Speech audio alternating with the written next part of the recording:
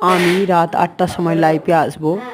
অমঙ্গলা তুমি আর রঘু বাবা তুমি লাইভে কিন্তু উপস্থিত হও। তোমাদেরকে নিয়ে কিছু প্রশ্ন আমি করব, আর আমাকে নিয়ে যে যে বদনাম তোমরা করেছো, যে যে কথা বলেছো, তার উত্তর আমি দেব এবং তোমরা প্রমাণ দেবে। ঠিক আছে? তোমরা কিন্তু তৈরি হও।